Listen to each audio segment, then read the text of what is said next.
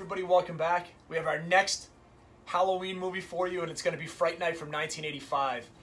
This movie is considered a horror comedy, and again, it's a great vampire movie from that, especially from that 80s genre. I think the 80s had a bunch of great vampire stuff that was pretty irreverent. They didn't take itself too seriously, and this is one of those great movies.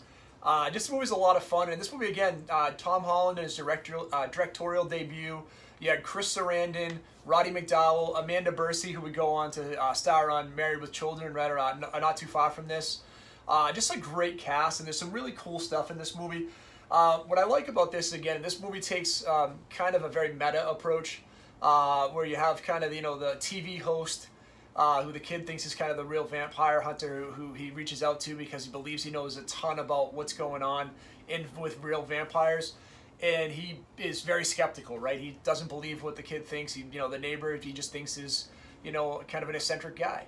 And they go in and try to test him to see if he's a vampire. And he kind of, has a reason around why he doesn't want to do what he's going to do. But then he kind of notices, hey, she doesn't have a reflection, right? This guy is a vampire. But the neighbor catches on to it. And it's a very scary proposition. There's a movie that came out a couple years ago called 1984. Again, no spoilers, but it was a newer movie, and it kind of had a similar idea that what if you lived next to somebody that was a psycho, or in this case, a vampire? Like, how would you handle that? And there's a couple of really cool scenes in here, but I'll tell you the one I think that's the most scary, and it's when Amanda Bersey's character gets bitten, and she gets locked in with Charlie, the younger guy, and he's locked in as she starts to transform, and he's stuck with her. And it's pretty scary for a little bit. Is he going to make it out in time? And again, no, he's a protagonist, so you expect he's going to be okay. But there's a real sense of unease on what's going to happen right there. So I think that's a really great scene in the movie, and it plays out really well. So I'd say that's one of the good scares. And this is one of those movies, again, you just want to go into and you want to just enjoy it. It's a fun movie. Again, it's one of these movies that's, it's 90 minutes long.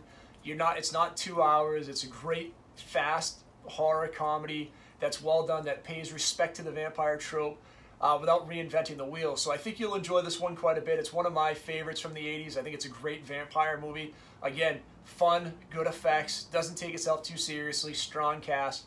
Check it out. We want you to enjoy it. If you haven't done so far, please hit the like and subscribe button. New videos coming out really soon, including tomorrow's vampire movie, which is going to be John Carpenter's Vampires, which, again, Light Near Dark, in my opinion, is one of the most underrated vampire movies that was out there. So look forward to sharing that one with you. As always, stay scary.